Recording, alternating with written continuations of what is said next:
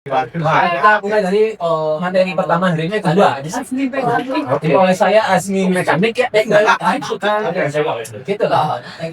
Ini sebenarnya salah judul. Jujur aja, aku bingung mau harusnya ini bukan how to modify your car. Harusnya tipe-tipe modifikasi mobil. Oke. Ya, harusnya. Kenapa? Hal ini penting karena next slide. Oke. Nah, kamu bilang mau mobilmu kayak gini ya? Jadi kalau yang kalian tinggal di Malang udah lama pasti udah pernah ketemu anomali satu ini. Oh iya. Ini julukannya, ini mobil jazz, ya. Kalau di kita di kumpulan anak-anak mobil kita juluki jazz Tasmania. Oh. Tasmania ya. Tasmania. Ini nggak kelihatan sih gara-gara mungkin presentasi ya. Cuma ini modifannya ujung gitu kan, tajam-tajam. Kasihan kalau kena orang tetanus dulu. Ya. Nggak ada yang pingin kan, kalau ada yang pingin ini keluar lah gue. Oke, next. Ya, kita mulai dari modifikasi yang pertama. Modifikasi yang pertama ini kita punya, lupa ini emang harus ini kalau ganti. Lupa. Ya, benar nih. Gue. Bisa. Lu. Jatuh Pak. Sorry.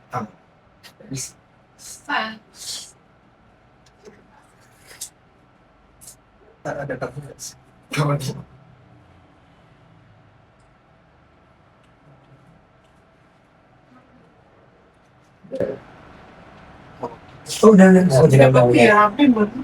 Ya, kita kembali lagi ya anak-anak ya. Jadi yang pertama ini ada aliran modifikasi namanya stansi alias stance gitu. Nah, apa itu stance? Stance ini aliran modifikasi yang biasanya dihujat banyak orang. Karena velgnya besar, ceper banget ini sampai biasanya sih makin natap aspal makin baik biasanya. Nah, kenapa sering orang-orang gak suka sama modifikasi ini? Karena kadang di jalan nyusahin. Ini kalau ketemu polisi tidur, bayangin gimana caranya. Tapi ini salah satu aliran modifikasi yang kalau orang tahu cukup dihormati, soalnya main mobil ini susah sih, soalnya jalannya ya sulit gitu kan. Buat dapat settingan kayak gini tuh banyak yang harus dirubah gitu kan. Nah, tapi sebenarnya stance ini ada dibagi dua. Kalau stance itu mobilnya kayak gini persis, tapi dia kalau ada polisi tidur atau apapun bisa dinaikin. Ada namanya pakai air suspension. Nah, ada satu lagi itu namanya static. Static itu mobilnya kayak gini persis, tapi mobilnya tuh nggak bisa naik, nggak bisa turun. Ya udah gini aja. Jadi kalau ketemu jalan nanjak atau polisi tidur ya wassalam. Ini mah.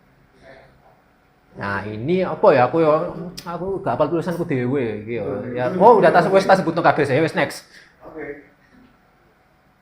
Nah, ini adalah MITI, aliran kedua. Nah, kebetulan ini yang paling banyak disukai anak-anak otomotif sih, soalnya paling kelihatan wajar ya mobilnya ya. Jadi untuk dapat settingan MITI ini gini. Ini bannya masih kelihatan bannya kan. Yang tadi yang stance tadi kan bannya tuh tipis banget tuh kayak velg semua gitu. Ini masih ada bannya. Lah biasanya syaratnya itu bannya tebel, ya segini lah, ya sekitar 5 cm gitu. Lah patokannya biasanya di antara ban sama fender, ini namanya fender BTW. Itu cuma 1 jari sampai 2 jari. Nah, kayak gini. Ini kan lebih enak dilihat sih, kalau aku sukanya kayak gini sih. Nah, next. Gak jelas banget jadi orang ya. Wow. Nah, ini kayaknya banyak yang suka kalau ini soalnya lebih fungsional ya. Jadi ini namanya overland.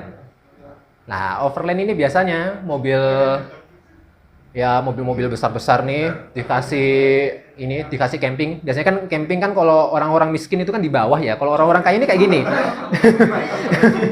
Ini kalau ya udah masuk DPR gitu ya kayak gini, cocok. Nah, biasanya ini ada campingnya nih di sini. Nah, biasanya ditambah ini ada awning juga, jadi bisa nyantai-nyantai gitulah di mana-mana gitu. Ini ada biasanya dikasih tempat bensin cadangan, soalnya biasanya orang-orang mainnya jauh-jauh nih kalau mobilnya udah kayak gini nih. Nah, itu syarat-syaratnya biasanya mobilnya tinggi, bannya besar. Ini bannya besar nih buat hajar-hajar tanah-tanah ini. Nah, sama lampu tambahan roof rack. Lampu tambahan wajib soalnya yo jalannya pasti gelap gitu. Simpel aja. Udah next. Bingung mau ngomong apa jujur. Jujur aja nih. Nah, ini adalah OEM Plus. Ini kalau orang-orang nggak tahu ngiranya apa ini mobil standar? Padahal tidak. Biasanya mobil-mobil yang kayak gini nih tampilannya sederhana, kayak mobil standar. Cuman kalau orang mobil tahu, biasanya modifannya tuh seharga mobilnya sendiri. Biasanya. Ini kan Avanza biasa nih. Ini dia pakai velgnya Audi. Audi RS6 itu mobil SUV sekitar harganya piro ya? 3M lah. Dipasangin di Avanza. Jadinya looks-nya kan lebih kayak mobil biasa tapi ganteng gitu. Wah, iya. Ini velg ketok 50 juta BTW. Ada kok manusia kayak gitu, emang ada. Sayang sekali itu bukan saya tapi. Nah, ini ada yang kedua ada Brio ini. Ini kelihatannya kalau diperhatiin kayak Brio biasa nih. Padahal ini velgnya ini pakai velg asli Jepang. Jadi wow. Saya tidak tahu semenarik itu ternyata ya. Jadi, di Jepang itu kalau orang-orang mobil tuh biasanya patokannya kalau nggak Jepang US. Tapi berhubung sekarang US roto, jadinya orang lebih ke Jepang biasanya. Nah, jadi di Jepang itu ada kayak banyak kan Honda kan asli Jepang tuh. Biasanya HR-V itu ada yang asli Jepang. Itu biasanya udah bentuknya ini cuma ada di Jepang gitu. Jadi orang ini ngimpor velg ini. Ini setahu aku ya mobilnya 100 juta. Ini velgnya sama bannya paling 30 jutaan. Velg HR-V VZ Fazel nggak salah. Jadi itu kayak mobil listriknya HR-V sana. Di sini nggak ada. Begitu. Jadi pokoknya inti dari OEM Plus itu mau bikin mobil kelihatan ganteng tapi orang nggak ngerti ya. Jadi kalau misal ditanyain mobilnya udah motif apa mas? Standar aja saya mah gitu. Sombongnya gitu. Cuma kalau orang-orang tahu kerja apa bos gitu. Next. Jadi ini adalah salah satu kebanggaan saya ya. Ini adalah mobil saya gitu ya. Jadi kalau dari terima kasih, cuman ini dibeliin bapak jadi tidak perlu tepuk tangan, jujur. Jadi ini kalau dari yang tadi presentasi gitu ya, ini termasuk style yang tadi gak tak masukin presentasi soalnya aku buatnya terburu-buru ya guys. Ini stylenya campuran, jadi stylenya dia itu ada yang namanya sleeper. Sleeper itu ada teh tuh. Sleeper itu style yang biasanya tuh mobilnya kenceng tapi gak terlihat kalau mobilnya kenceng. Jadi kayak ini kan mobil ini ada dua seri. Satu itu yang biasa, yang lemot. Nah, satu ini dia ini pakai mesin yang beda sendiri, namanya 4AG. Anggap aja gampangnya gini deh. Mobil-mobil pada umumnya itu yang kayak Avanza, Xenia gitu-gitu itu tenaganya cuman sekitar 90 HP gitu. Itu kalau dibuat di tol bisa mentok 160 lah. Lah ini pada tahun 90-an mesinnya itu udah 2 kali lipat tenaga yang tadi. Nah, jadi ini foto ini diambil sebelum mobilnya jebol karena tenaganya besar.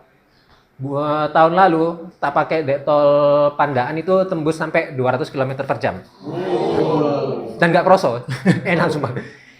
Jadi yang waktu itu tak lakuin ya bannya tak lebarin biar nggak oleng. Terus di dalam kap mesin ini kayak ada besi tambahan gitu. Jadinya kalau kena kalau jalan Indo kan mulus sekali ya gitu kan. Jadi seretek-teknya gitu nggak oleng dia.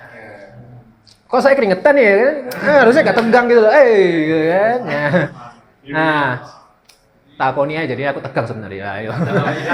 Nah, ini velgnya juga udah tak rubah, ini pakai alhamdulillah velg ori gitu yang habisin tabungan. Ini velg OZ, dia cukup enteng ya jadinya makanya bisa nyampe 200 km ya gara-gara salah satunya velg juga gitu. 3 kali gaji saya.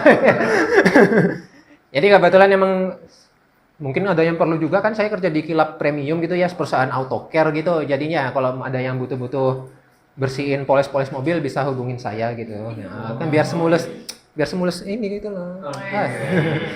Ya sebenarnya itu aja sih, pendek banget presentasiku. Ada sih satu lagi paling main video. Kalau emang masih kurang panjang gitu cuman kayaknya enggak ya. Jadi bikin. Ini hasil fotoku BTW, coba diklik. Kalau diklik sih sebenarnya masuk ke YouTube sih. Oh, nggak bisa. Nggak bisa karena PDF. Oh, nggak bisa karena PDF ya. Jadi intinya Ada yang pesen makan. ada yang pesen makanan. Oke. Nggak bisa nanti. Ya, makasih. Jadi berhubung nggak bisa di play ya, jadi dari semua modifan tadi itu, kalau di Indonesia itu ada hari lebarannya anak otomotif sebenarnya, di mana semua modifikasi tadi itu disatuin, itu namanya di elite. Ya. Jadi mobil yang elit-elit aja yang boleh masuk. Gitu. Sebenarnya apa? Mobil lo. Ya enggak lah. Itu di parkirannya nggak diterima kayaknya dia. Jadi begitu. Ya, berhubung nggak ke play videonya, jadi ya udah saya akhiri aja sampai di sini. Bye.